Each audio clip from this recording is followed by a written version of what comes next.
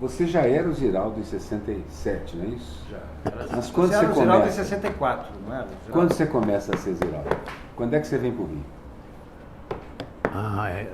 São duas vezes, né? Eu vim duas vezes para o Rio. Eu era um menino interior destinado a ir para o Rio. Eu já fazia parte do meu destino. Eu sabia que eu ia para o Rio de Janeiro, mesmo porque a minha cidadezinha, chama cara de cidadezinha, eu estou furido. A minha cidade tinha uma coisa prodigiosa.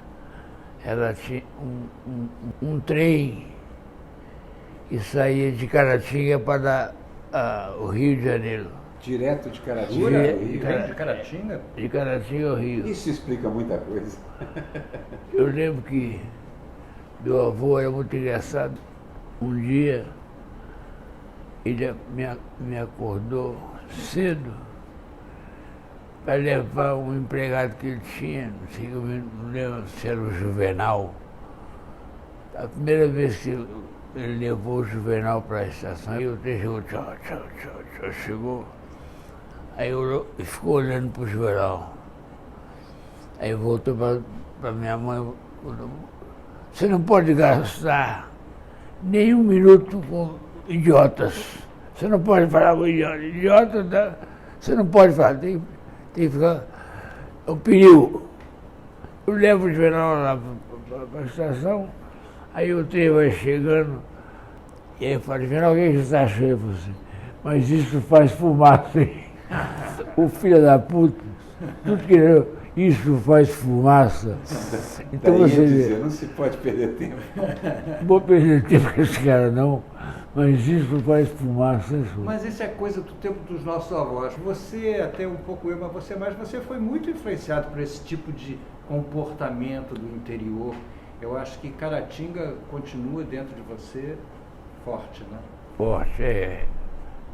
E, aliás, dessa vez eu estou passando um tempo maior sem ir a Caratinga. Eu sempre tenho que voltar a Caratinga. É uma coisa de destino, né? Caratinga é uma fantasia que você tem na cabeça de se tudo der errado eu volto para Caratinga. Entendeu? Aeroporto, Porto Seguro. Mas porque a cidade sempre estava preparada para me receber, sabe? Não era uma coisa.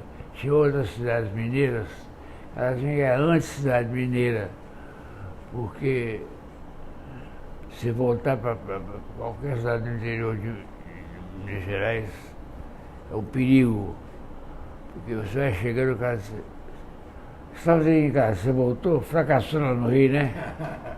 Depois de 70 Para anos. voltar, depois de 70 anos, ter mudado a cara da cultura brasileira. A cidade é muito acolhedora. Tem. No meu caso, eu era um cara que tinha uma cidade. E eu acho que isso me ajudou muito por exemplo, tinha uma loja lá na principal rua de comércio da Caratinga, chamada Futurista, que todo desenho meu que saía publicado nos jornais, recordava o programa na vitrine, e se passava na rua assim, tinha sujeito lá na Galeria do vitrine. Ziraldo. É igual o cartão do Quino, lá em Caratinga tem uma estátua do Ziraldo, e todo mundo na cidade tem a cara do Ziraldo. Pai da pátria. Não, a estátua que tem lá é do Menino Maluquinho. Do Menino Maluquinho. É a maior estátua de um personagem de ficção que vira estátua no mundo. Mas hoje você tem, a Mafalda tem estátua, Tem. Tintim tem estátua. Tintim tem tudo, né? Tintim é a expressão da Bélgica, né? Eu era muito criança quando eu tive contato com os pererês. E de certa forma, no pererê você descreve a sua infância em Caratinga, né? Mais tarde eu vim descobrir que os nomes dos personagens eram todos da sua família. Os seus amigos. irmãos, Meus seus amigos. amigos. Não, mas O G. a família não. O Geraldinho, o Ziralzinho nunca foi O Ziralzinho nunca foi personagem. personagem, ficava Mas puta. o G era, e os amigos. O G era e os amigos todos. A onça e tal. É. Galileu, o meu amigo de infância, mais presente na minha vida. Isso talvez explique o realismo que aquilo tinha para mim, porque eu estava acostumado começando a ler quadrinhos de Pato Dono, de Luzinha, que era o que tinha, mas achava que o seu quadrinho, Pererê, mostrava uma existência que os outros não tinham. A cidade dos outros é sempre uma coisa anódina. A sua não. Tinha rua, tinha fazenda, tinha córrego, tinha uma mata no fundo, tinha... E tinha o nome das pessoas. E tinha o nome dos seus amigos. Isso era o que mais me impressionava, que os Os animais nomes de tinham gente. nome de gente. O nome de gente também acho É. impressionante. Exato, não tinha pitucas, Juca, Loloca, Leleca. Galileu, Geraldinho, E era Geraldinho, Alain. Alain. Alain é maravilhoso. Um menino morando na mata brasileira, chamado Alain. Era uma coisa. Esse deu um toque, deu uma dimensão extra naquela história em quadrinhos. O fato de você ter nome de pessoas, né? Mas aí é o seguinte, uma pergunta que eu estava querendo te fazer. Você veio como designer, como desenhista, designer, caricaturista, ilustrador, quadrinista. Só que no meio do caminho você inventa também de escrever. Quando é que você começa a escrever? Você já era desenhista há quanto tempo? Você já tinha muito prestígio como desenhista? Eu sempre escrevi bem. Sempre tive facilidade para escrever.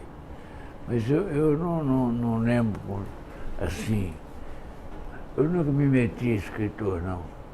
Eu acho que foi quando você fez o primeiro livro, né? Talvez o Flict tenha sido a sua...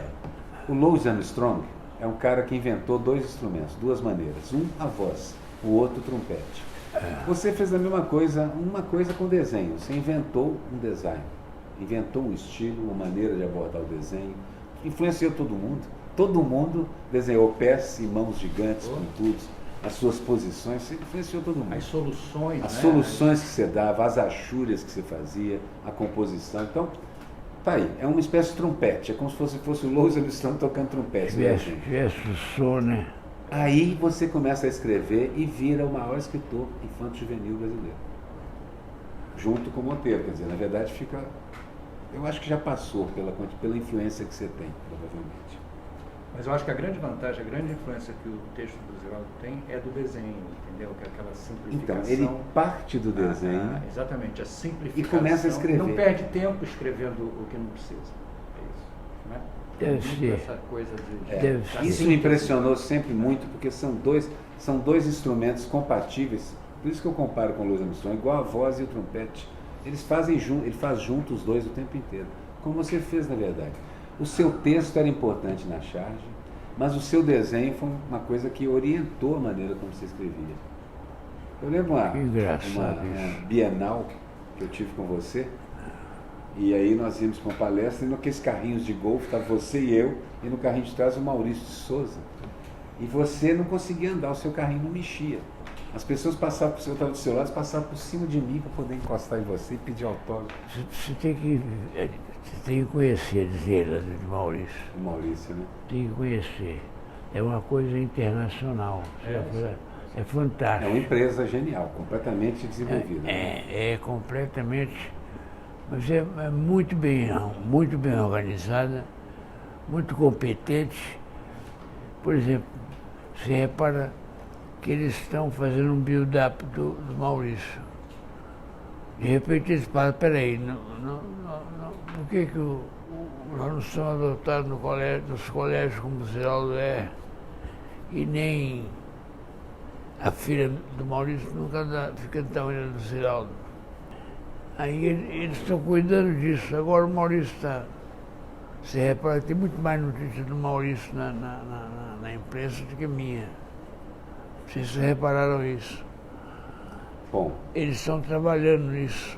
Eu acho que eles estão mudando esse enfoque. O Maurício está tentando se atualizar, fazer temas mais atuais, personagens mais ligados à juventude. O Maurício pegou aquelas crianças todas, os personagens dele, transformou em adolescentes Atacou o ambiente da adolescência também. Então, ele, na verdade, ele viu quais eram os mercados para o quadrinho e está entrando em todos. Até anime que o Maurício fez. Agora eu tenho a informação de que ele vai fazer um personagem homossexual. Eu acho que é o mesmo caso do Franklin, do Charlie Brown. Às vezes. Tem um momento que você tem que fazer. O Charlie Brown tem um... O Charlie Brown, quando o Franklin, aquele personagem negro, apareceu, foi logo depois da morte do Luther King. Foi uma professora negra que pediu, mandou cartas para ele, e ele respondia pessoalmente às cartas, então escreveu dizendo que não dava, que ele não ia conseguir vender as tiras, mas ela insistiu, eles tiveram correspondência até que ele fez. E foi cancelado em vários syndicates lá, assim que ele botou o personagem, mas o personagem ficou, colou e pegou. Porque já era o momento. Ele mesmo concluiu isso. Como acho que é o caso do Maurício, ele tem um senso de oportunidade muito interessante. Muito. Ele coloca mesmo identidades, identitarismo, ele coloca... Mas é um pouco da equipe, né? Ele tem uma Você equipe. alguma vez sentiu essa necessidade de fazer alguma coisa porque o momento te pedia, porque a história de personagens específicos? Você sabe que não. Mas eu estou te perguntando. Pois é. Ô Miguel, não, você estava lá. Pois é, mas eu quero que as pessoas saibam. Mas, de certa forma, acho que você foi colocando os personagens à medida que eles eram necessários. Por exemplo, Jeremias. Jeremias era um personagem essencial quando ele aparece. Superman também. Não, isso aí é o seguinte, arranjei um espaço no JB, que era o jornal mais bem feito do Brasil. Eu arranjei um espaço que no domingo era uma página inteira de desenho de humor. E eu já era caprichoso, já tinha um desenho buscado, original, né? Você nos acompanhando dia a dia, hoje, você tem ideias para charges? Não. Porque eu me lembro de eu ter vindo aqui um dia, agora recentemente, quando eu voltei a fazer charges, você disse para mim assim, as charges têm que ser muito simples, você disse para mim. Eu me disse isso também. Eu fiquei com aquilo na cabeça, entendeu? Mas você não tem tido ideias para charges? Não, mas é tudo uma questão de método. Método. É verdade. Tudo é uma questão de método. Se você vai ser sagista, você vai ter ideia todo dia para ser sagista. Até mais de uma, né? Nós estamos brigando com 3, 4 reais por dia. Não dá para fazer isso tudo. Mas as ideias vêm, só que não dá para desenhar com Não dá para fazer. Já teve dia que eu fiz 3, Miguel fez 3 também, a gente escolhe uma e usa. Mas desperdício, tem um monte de desenho lá que eu não usei, que até desenhos que deram trabalho, que eu também sou caprichoso, aquele negócio. Você trabalha muito a charge. Dá um trabalho, que o Jaguar falava isso. Você arrumou um pepino para você mesmo. Pois a charge, que precisa ser uma coisa mais... O Aroeira é um caprichoso, ele fica lá fazendo fundo, desenhando, praticamente uma tela. Uma tela. Mas também desenvolvi minhas maneiras de conseguir ser rápido, então a charge não sai prejudicada na sua imediata ação, não. Ela funciona. Mas dá um trabalho do cão, eu fico concentrado, às vezes horas e horas, dá muito trabalho. Mas você era assim também, seu desenho sempre Mas a minha charge era muito caprichada. Sempre foi. Então esse tipo de trabalho... Isso diário. É porque o desenho é terapêutico, de certa maneira. Ele tem uma função, ele é o ganha-pão, ele é para o nosso ego, mas ele é terapia também. Eu acho que coisa permanente. Ele está ligado à sensação de felicidade. No nosso caso, quer dizer, a gente está desenhando, está feliz. Então, quanto mais tempo você ficar, eu fico chateado às vezes quando eu acabo. Eu fico procurando continuar. Mas é verdade. Depressão pós-coito. É verdade. Essa entrevista é fácil, que vocês completam tudo que eu quero dizer é isso. Era isso que eu queria dizer. Então, que bom que a gente está adivinhando o seu... Que a gente te conhece também. Na verdade, eu te conheço há tanto tempo, muito antes de você me conhecer. Por causa disso, Pererê, e depois, poucos anos depois, eu descobri o Pasquim. Meu primo comunista me apresentou o Pasquim. Toma, leia isto. E eu li e fascinei. A partir dali, eu nunca mais encarei o desenho da mesma forma que eu encarava. O desenho passou a ser uma ferramenta mesmo, por causa do Pererê, e poucos anos depois, porque eu estava criança. Em alguns anos eu era adolescente e me deram Pasquim também. fizeram uma massa, né, uma massa de produção, de humor, uma coisa impressionante. O Cartoon JS, que era esse suplemento onde eu comecei, que o Ziraldo editava, eu tenho lá a coleção toda, era muito cartoon bom, muita coisa boa e uma quantidade de cartunistas brasileiros enorme, entendeu? Tudo bem que aquilo ali foi uma espécie de filtro, poucos sobreviveram, entendeu? Sim. Mas era um material extraordinário e eu imagino que devia ser muito bom comandar essa turma, né, Ziraldo? Comandar essa nova Não devia ser fácil, mas devia ser que bom. estava aparecendo. Por exemplo, né? aí como eu tinha trabalho demais, eu tinha muito trabalho para fazer, o Miguel, meu garoto jovem e tal, eu bolava um cartaz, Miguel faz esse cartaz para mim aqui, que o Miguel sacou um estilo de desenho rapidamente que estava na moda universalmente, né? Aí a gente sabia desenhar qualquer coisa. Qualquer coisa. Então, eu tenho uma porrada de cartazes, Ziraldo, que é do Miguel. Não, a gente trabalhou muito com o Roberto Carlos, nos filmes do Roberto Carlos. Tem um que eu fiz praticamente todo, com assessoria, claro, do Masterchef, aqui, né?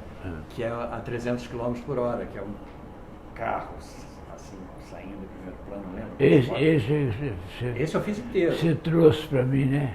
Exatamente, eu fiz inteiro. Já na concepção de desenho dele. Diamante Cor-de-Rosa, o Ziraldo fez os desenhos todos, eu colaborei. Aí tinha outro. Fizemos muitos cartazes. Eu fazia muito cartaz, nossa senhora. E os de teatro que você fazia, Ziraldo, os cartazes de teatro que você fazia. Você fez um cartaz da Megera Domada, que para mim é a síntese do cartaz de teatro. O desenho da personagem feminina, assim, todo feito como se fosse uma gravura, né? Uma xilogravura, assim, com aqueles traços pretos, e um olho roxo, entendeu? O olho dela roxo. De uma Megera Domada, quer dizer, era de uma síntese. Eu ficava fascinado com esse poder de síntese do Ziraldo, até mais do que com o desenho. Eu gostava muito dessa capacidade do Ziraldo de sintetizar. Ele tem uma ideia ali, né? O Ziraldo sempre foi isso. O desenho, ele me ensinou isso também. O desenho é o veículo de uma ideia. Você capricha doidado para aquela ideia, está muito bem embalada, mas tem que ter uma ideia levando ele para alguma coisa. Eu fiz alguns desenhos para você também, trabalhando com você em livro. Mais ou menos nessa mesma coisa. O Ziraldo me dizia o que queria fazer o desenho e eu tinha que colorir ou completar um traço. Fazer mais livro infantil, porque eu estou passando para ele. Nós chegamos a fazer 2. Capricha, eu estou com uma ideia ótima aqui para o desenho, mas eu estou com a preguiça, filho da puta. Os últimos livros infantis que eu fiz estão lindos. Ele aqui ilustrou. Eu fiz algumas coisas. Ele fazia as ilustrações principais e tal. Eu fazia os desenhos das meninas. Eu fazia, às vezes, colorir o cabelo. Ou fiz uns dinossauros, uns planetinhas, umas coisas que... Ele bola, me diz. E aí, ele às vezes ligava para ele e falava assim: e aí, Ziraldo? Não é nada disso. Aí eu, pera aí um minuto. Aí ele falava mais ou menos, voltava da época e dizia: você é um gênio, era exatamente isso. Mas eu tenho Mas só depois que acertava. Primeiro ele fala: não é nada disso, não é nada disso. Agora isso, acertou.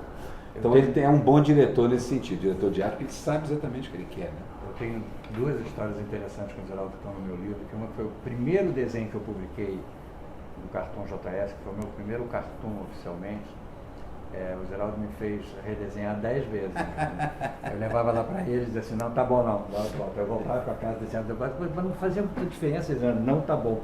Até uma hora, depois de quase 20 dias, entendeu? Eu disse: agora tá bom. E saiu, era um carro do DOPS, levando, o título era Enfim Caçados. Tinha umas latas e um carro do DOPS indo embora. Com as latas amarradas. Com as latas amarradas, exatamente. E o outro momento, quando eu trabalhava com o Ziraldo, nessa época que ele falou, que ele estava fazendo o Flix, e ele queria chegar na cor Flix. Não tinha computador. Né? Você tinha que chegar na cor. Ali, né? No guache, exatamente. Aí eu estou lá tentando, uma hora ele passa por trás de mim assim: essa cor, essa. Aí paramos com aquela mancha E depois ele me deu de presente autografado. E ele não tem essa mancha. Tenho, não. tá no livro, Ziraldo. Eu tenho, claro que eu tenho, eu achei. Achou? Achei, imagina, tava na minha bagunça lá, claro, se eu vou perder uma coisa dessa. Tá lá, tá, uma página do livro é essa mancha, a mancha do Flicts. Pois é, então você vê, você influenciou todo mundo. Está falando que com 2 desenhistas a gente é profissional há décadas e décadas e décadas. E aqueles que a gente viu crescer também foram influenciados por você. É quase impossível não conhecer o desenho do Ziraldo. Você falou que não, fala-se muito mais, talvez, de outros. Não, acho que você ainda continua a ser, provavelmente, o desenhista mais lembrado o tempo todo. Eu acho que é o desenhista visceralmente mais importante no desenho brasileiro. O estilo é muito forte, né, assim. Marcante. Mas foi igualzinho procurar um som de orquestra. O Miguel deve ter acompanhado isso. O quê? Eu procurando um estilo de desenho que fosse bastante reconhecido. Era uma coisa bem intencional, não era uma coisa que aconteceu, espontânea que aconteceu. Você Não. misturou, Não. E coincide com a época de ouro da imprensa. É a época de ouro. Jornais, revistas, todo mundo publicava desenhos de humor. Qualidade de Tinha uma impressão, coisa, tiragens ninguém monumentais. desenhava como você. Ninguém. Era uma coisa muito particular. Você vê que o Jaguar, por mais genial que seja, ele tem umas coisas que o André François fazia, entendeu? Tem uma coisa... Milor também. Milor também, meio Steinberg. Tem aquelas muito coisas. Steinberg. Você era uma Meio coisa, muito Steinberg. você era uma coisa que a gente não conseguia achar uma referência, entendeu? Você passou a ser a referência das pessoas. Então você chegou a um estilo... porque você tinha um talento. Talvez a coisa que mais me impressiona no desenho de humor do Ziraldo era isso. As mãos. Os gestos. E você sempre desenhou mãos e pés aumentados em relação à proporção corporal. E é uma coisa que o Quino também fazia, porque isso aumenta a expressividade do desenho. Uma análise que eu faço. É muito mais. Você acompanha o desenho melhor. Porque as mãos estão indicando para você onde é que as coisas estão, na verdade. É sempre é como se fosse um flash num movimento, uma captura isso, de um movimento. É um instantâneo. Nunca é uma coisa parada, posada. Não, ele tem um movimento na cabeça, ele escolhe qual é o instantâneo desse movimento que você desenha, aí desenha. Isso talvez seja uma das coisas mais salta aos olhos, tanto quanto esse desenho rebuscado.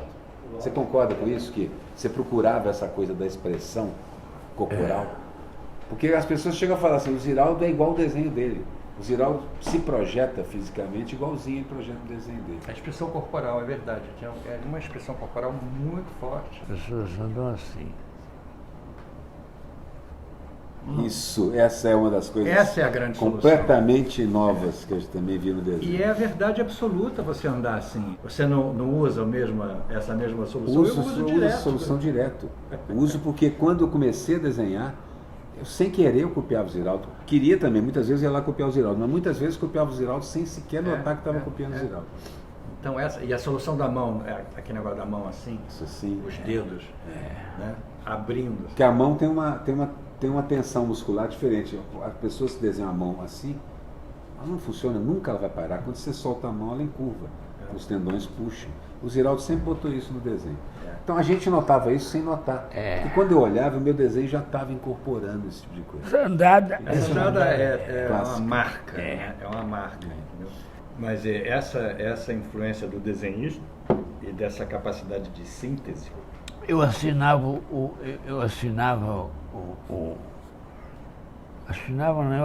eu comprava. No meu lugar que o Jaguar comprava os meus álbuns.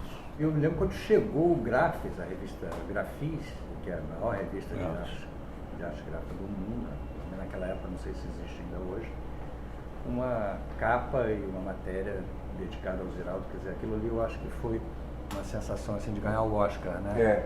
Você ter esse reconhecimento internacional. Então, acho que o Ziraldo é o primeiro desenhista brasileiro a isso, a ter o reconhecimento internacional, então, no Seleto Clube lá. Você fez deliberadamente, a sua busca de estilo foi deliberada. Você conhecia muito quadrinho, muito desenho, muito design. Não é verdade? Ou mesmo com as limitações de... Hoje você tem internet, mas vocês compravam os livros. Eu comprava, nossa senhora. E eu pegava carona nos livros. Quando eu viajava, eu tenho até hoje Os gráficos todos, se procurar, Você acha. tem montes de livros. Tem Né? todos Gráfico estão tá ali. todos ali, né? Quando eu comecei a desenhar, eu não esperava que eu fosse desenhar. Então, para mim, quando eu descobri que você é um cara que começou a desenhar e com o objetivo de ir para o Rio, você já tinha me falado algo parecido, com o objetivo de aprimorar o estilo, com o objetivo de arredondar, de fazer isso, aquilo, aquilo. Então, você tem também um projeto, você tinha um plano quando você saiu de casa. Eu nunca tive plano nenhum, não. Nunca fiz plano. Mas o Ziraldo tinha um plano. Eu tinha um projeto, né? Logo que você chegou, você já começou fazendo cartazes. Aí comecei a fazer cartaz. Tinha um cartazista que era um amigo do Glauber, um baiano, que era cientificamente cartazista. Uma coisa que não me ocorria, que pudesse ter um cara que soubesse Especialista nisso. a tipografia exata, conhecia. Eu lembro quando ele falou a palavra grotesca. Eu fiquei fascinado, que filho da puta, que é grotesca. E aí, o Washington Novaes, que era muito meu amigo, que se conheceu muito também, está aí. É um cientista brasileiro hoje, né? O Washington era fogo. Então o Washington me ensinou a calcular texto de coluna. Entendeu? Aquelas coisas do... Quantas laudas, como é que você construiu aquilo? Eu aprendi na marra também. Você também fazia uma coisa que eu acho que eu comecei a fazer por sua causa. Seu cartaz, seus cartazes, tudo era desenhado à mão. Tudo. Tudo O feito título, à mão. Título, mas o desenho, a informação não. A informação não, você já mandava compor. Mandava compor. Pois eu não sabia como fazer isso, então meus cartazes lá em Belo Horizonte eu fazia tudo na mão, fazia aquele chupinho, tudo desenhado à mão. Não, eu tinha uns meninos aqui por aqui. Fototype. Fototype. Poxa, isso é de tempos. A Fototype. Você misturava então fotografia, tipografia e desenho para suas soluções. Eu comecei a fotografar, a trabalhar com fotografia. Eu sempre fazia original enorme, né? Eu trabalhava com ele ampliado, reduzia, dava mão de obra, hoje que você faz em 2 segundos no computador. E você fazia arregaçando as mangas e indo domar. Você se sente mais um cartunista ou um jornalista? Eu não sou nada, eu não mexo com isso, não. Você não mexe com isso, não? Mas você sempre foi jornalista, você sempre trabalhou na imprensa. Sempre trabalhei na imprensa, mas eu não sei o que eu era, não. Eu era um cara, eu adorava fazer cartaz, meu negócio era ser cartazista. Eu queria ser. E é uma coisa fascinante, Se a gente pudesse fazer. Eu A fiz vida alguns e inteira adorei. fazendo cartaz. Eu me lembro uma vez o Ziraldo lá na Praça do Lido, lá no estúdio do Ziraldo na Praça do Lido. Nós estávamos assim numa noite em que nós deixamos fluir nossos desejos psicodélicos, né? E o Ziraldo ia para aquela janela assim que olhava toda a Praça do Lido, e eu fui ao lado dele e o Ziraldo, e eu entrei numas que eu era o Ziraldo e que ele era o meu pai. E ele começou a bater na barriga que nem seu Geraldo fazia. Bebendo ou tomando, não? Seu Geraldo, seu pai fazia assim, né? Batia na barriga. O Geraldo disse, meu filho. E eu enlouquecido, porque a gente estava numa viagem realmente ali naquela noite, e o Geraldo assumiu que ele era meu pai, mas não era meu pai, ele era o seu Geraldo. O pai dele. O pai dele. Pois é, a gente está falando aqui do design. Eu também estava. Estava. Lembro de um episódio no estúdio do Ziraldo, que foi uma coisa antológica. A chegada do disco dos Beatles, Abbey Road. Abbey Road, que foi Chegou, o último a ser gravado, na verdade. Né? Foi. Você se lembra disso? Quando ele chegou num pacote, que tinha mandado importar, nós abrimos o pacote e escutamos Abbey Road ali no estúdio como se fosse assim um ritual. Entendeu? Escutamos todas as músicas e foi assim um assombro. Né? A gente vivia nessa época que a gente se assombrava com um disco que chegava. O Ziraldo caiu do caldeirão. Ele pode até ter experimentado, mas ele realmente não estava precisando, não. Aí a gente está falando aqui do design, que você, todas as áreas do design, você mexeu em tipografia, você inventou tipologias, inventou uma letra que todo mundo copia até hoje, que é essa letra que é curva por fora, mas por dentro ela você retira retângulos e quadrados. Você fez o desenho de diagramação de jornais, você diagramou, você fez tipologia, logotipos, cartazes. O que mais falta aí, Miguel? Quadrinho. Dirigiu jornais, editou jornais. E isso coincidiu com o período áureo dessa imprensa. A imprensa impressa, a imprensa de rotativa, que hoje está acabando, hoje não tem mais jornal de papel. Mas naquele momento, a única forma da gente ter contato com esse tipo de desenho era através de revistas e jornais. Não existia internet nem nenhuma outra forma.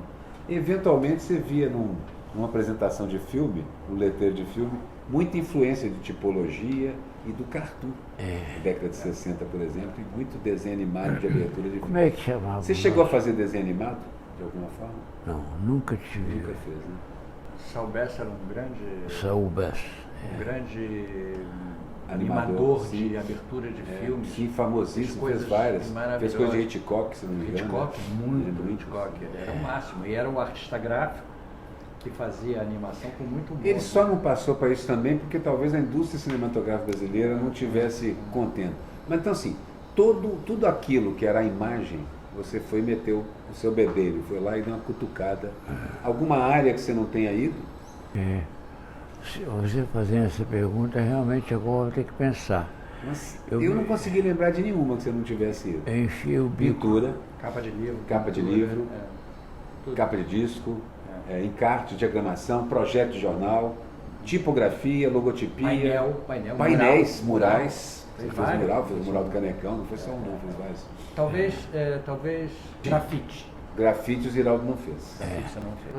Você sente falta a gente sente falta da velha imprensa, Eu sinto. do jornal, aquela que você ia na banca comprar jornal.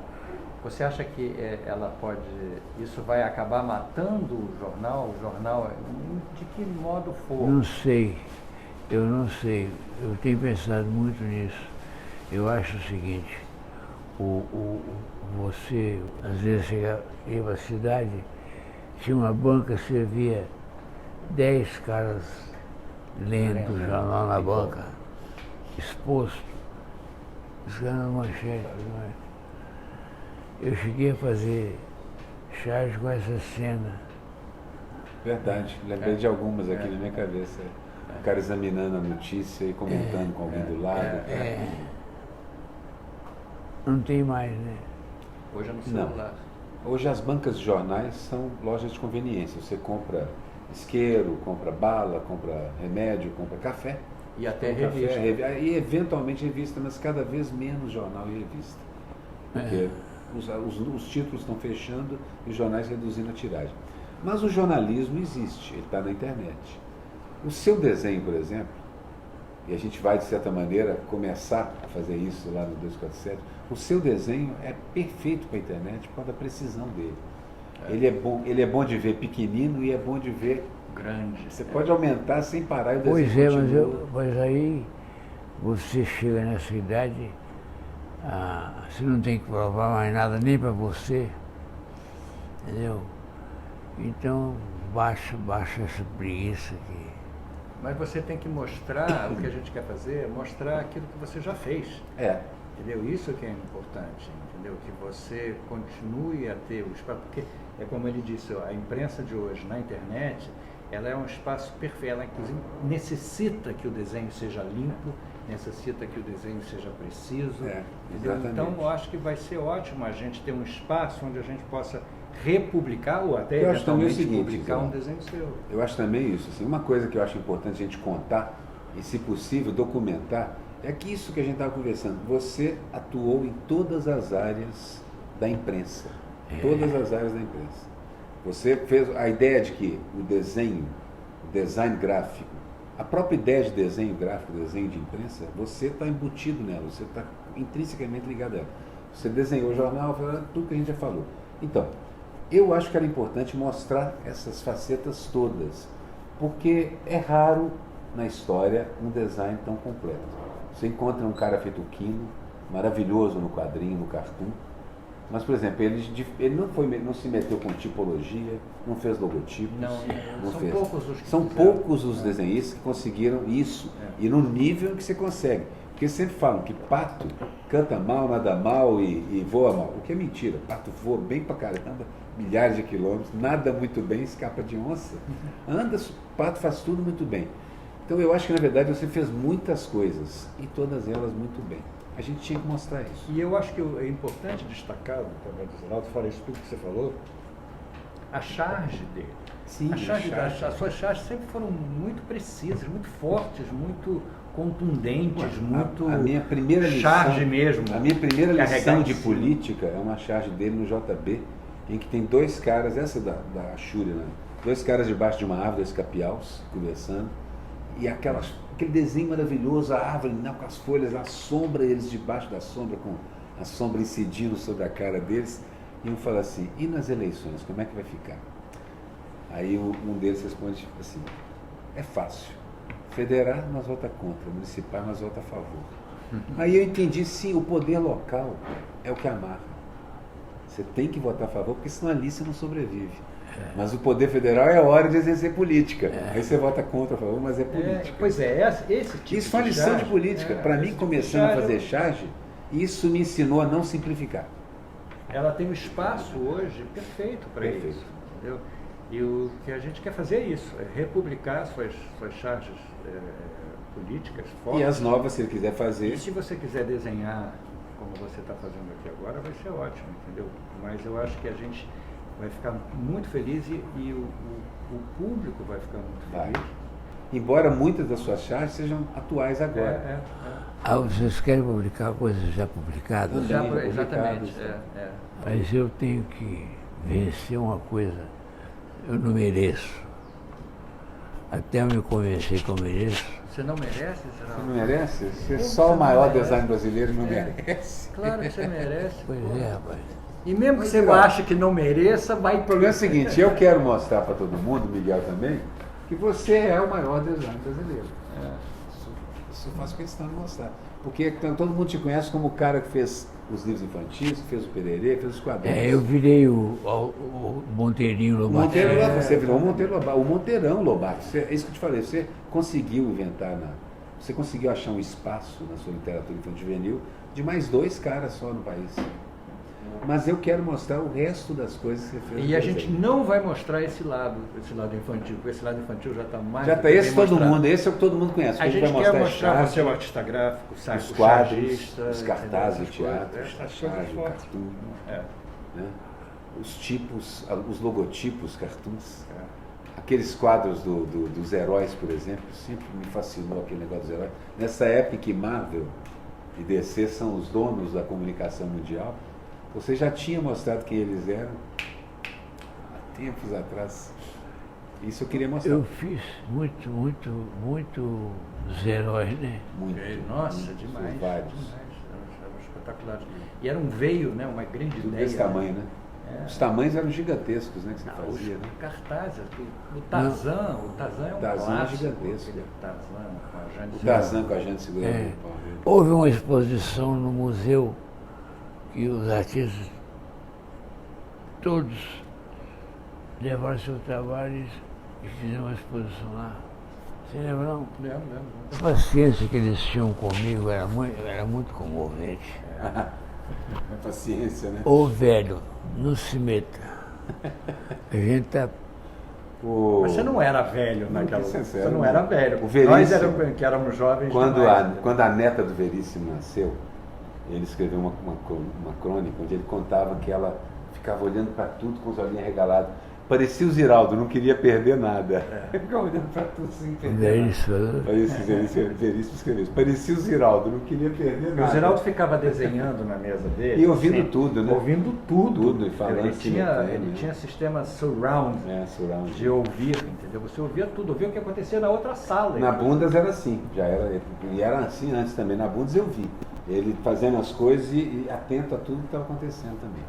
Aliás, a Bundas merece um destaque, né? Porque merece foi um dos grandes momentos da imprensa de humor no Brasil foi a Bundas. Foi o último grande momento da imprensa. Que ideia bem transada, bem curtida. Que revista boa. Se a gente não tivesse coincidido com o fato da a crise da imprensa, já era uma crise estrutural naquele momento.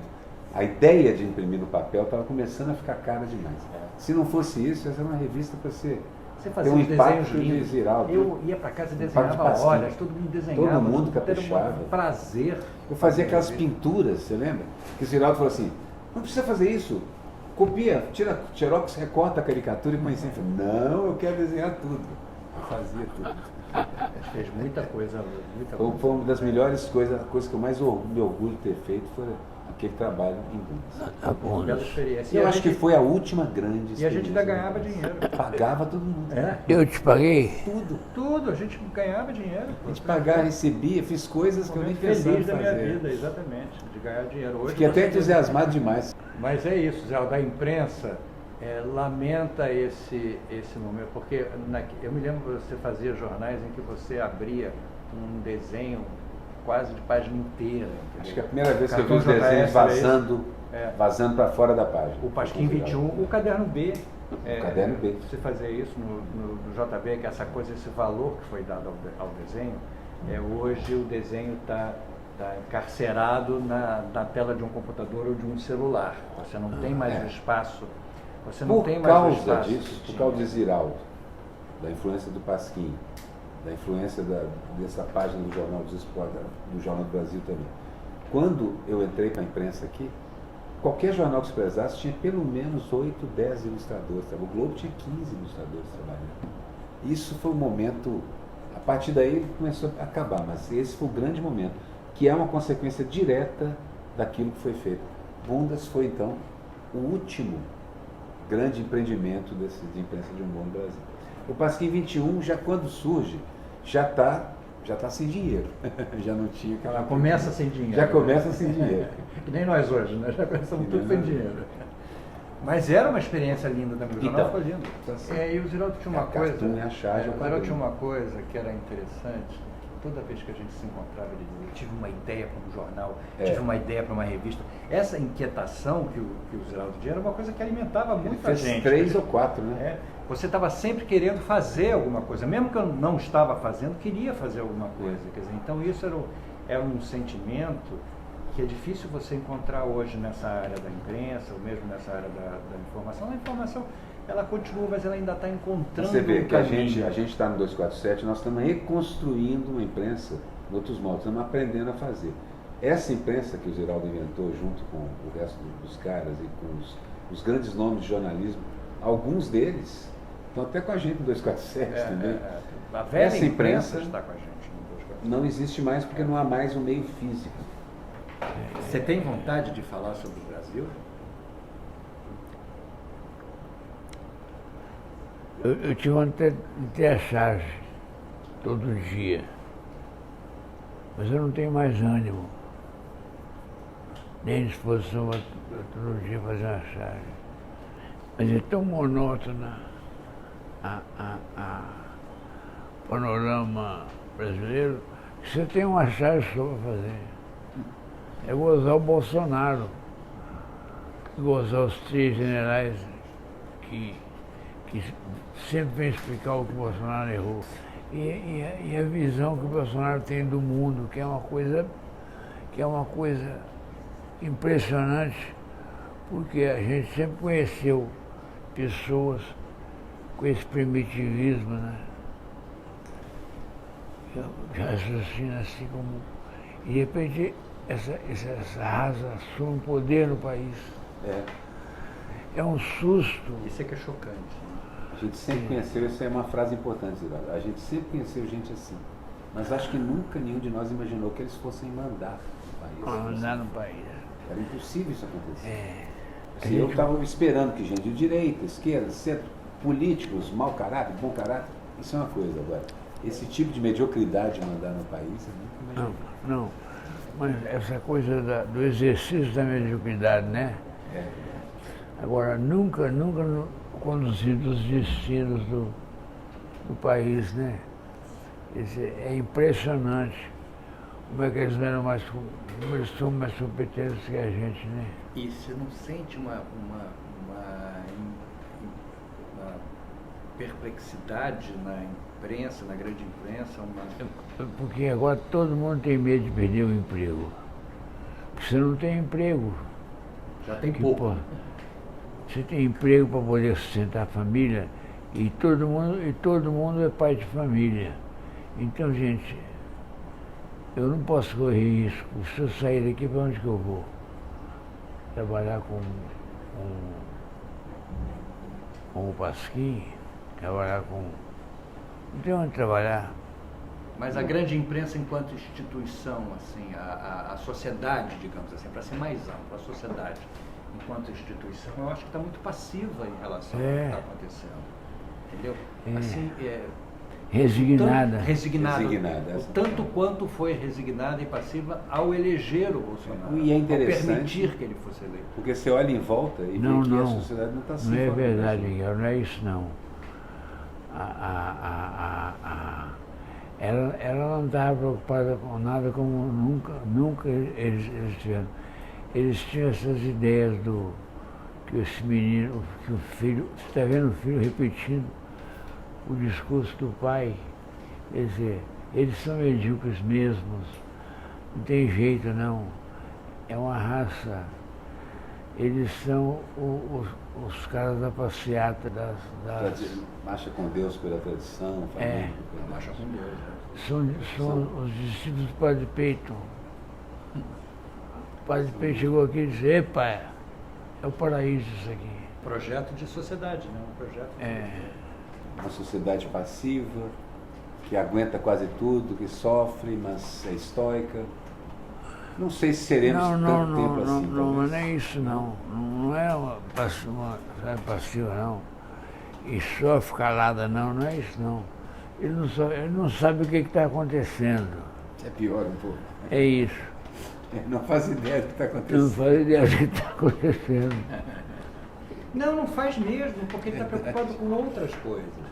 Quem está preocupado com os destinos do Brasil somos nós infelizes aqui. Agora a gente tem que arranjar um discurso mais claro para poder informar isso para eles não estão interessados. Não tem mais o grande público, informar o grande público, mas são eles, né? O grande público hoje assumiu o poder, porra. O grande público assumiu o poder e hoje os caras olham e sabem que pedaço do grande público eles querem atingir. Hoje é mais fácil. Você escreveu, quer falar só com quem gosta de carro. Falar só com quem gosta de grande público assumiu o poder. Mas é um termo ótimo, né? É o grande público. É um grande público, uma grande coisa indefinida. E desrespeitável público. Grande e desrespeitável público. Mas é verdade. É porque o grande público assumiu o poder. É o senso comum, né, digamos assim, que está valendo, que não abre espaço para nada alternativo, que não abre espaço para nenhuma contestação. O diferente, o dissidente, o que transgride, nada. É o grande público. É o grande público, é aquele que pensa o pensamento comum. Do grande público. O grande público. O pensamento que assustar menos, né? Essa é uma não, é que assumiu o pensamento do grande público. O grande público, você não se definiu o grande público, todo mundo sabe o que é o grande público. E ele não vai te trazer surpresas, não vai te trazer grandes transformações, pode trazer problemas, e eu acho que traz problemas. Porque você ser grande público, você se submeter aos problemas achando que está tudo normal e querendo sempre crescer mais, mas surpresas ele não vai te trazer. Não, é difícil definir o grande público, mas tem razão, Ziraldo, não precisa dizer. Tem características que a gente sabe. Por exemplo, questiona pouco,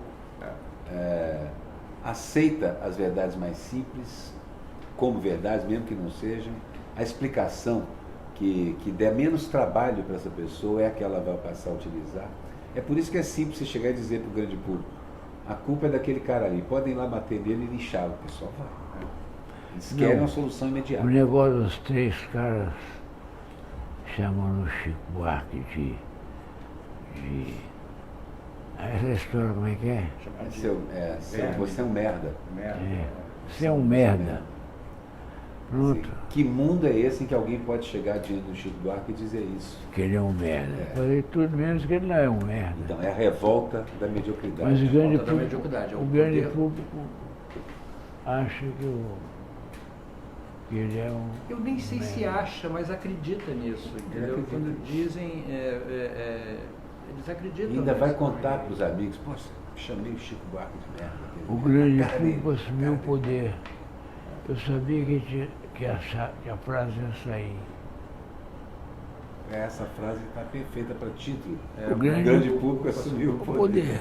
Exatamente. Acho que o Lula vai ser solto? Vai. Ele não vai dar trabalho nenhum.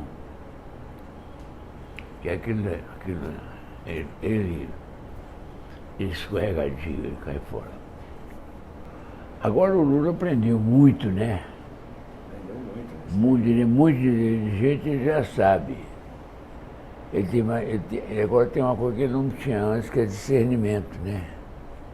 Porque é vivo feito um capeta. Do Mensalão para cá, a ideia parece ter sido tirar os personagens que tinham influência ou capacidade de gerenciamento da sociedade. Todos eles, genuínos, já Disseu, foram todos retirados. E o Lula talvez tenha aprendido, em parte por causa disso, não sobrou ninguém ao lado dele, ele foi aprender por conta própria. Ele está vendo o que vai fazer. Até para a discussão do futuro democrático do Brasil, ele tem que estar solto. Tem que estar solto. Para participar dessa. Justamente. Você acha que ele é um preso político? É, ué. Claro. Exatamente. Claro. Eu me lembro uma vez, quando ele foi eleito a primeira vez, que houve uma reação da sociedade, a burguesia ficou inquieta quando ele foi eleito. Eu falei com você e você me disse assim, mas é claro, Miguel, é um metalúrgico sendo eleito presidente da República, é claro que a sociedade Está inquieta. vai ficar inquieta. E eu lembro, é verdade, nunca vou me esquecer disso. Ele era um metalúrgico sendo eleito presidente da República. Isso foi um fato. E, de certa maneira, eu acho que é um dos fatores principais que não foram curados. Nesses anos todos em que ele teve poder, depois da Dilma, esse fator ficou atravessado na garganta de uma parte da elite brasileira que deu troco. Houve uma tentativa de afastar, né, o grande público das decisões sociais, políticas. Há uma tentativa de manter o grande público na alienação do grande público, entendeu? Então isso, essa ligação ainda com a ideia de Lula, de governo popular, entendeu? É muito importante. E isso após 5 anos de massacre no Rio de Janeiro. Você vai reparar uma coisa interessante. Tem muito tempo que a gente não senta para conversar assim. Muito tempo, né? A gente estava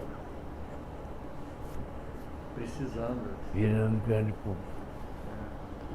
A gente estava. Essa reflexão é interessante. É. A sacudida evitou que todo mundo virasse grande público, no final.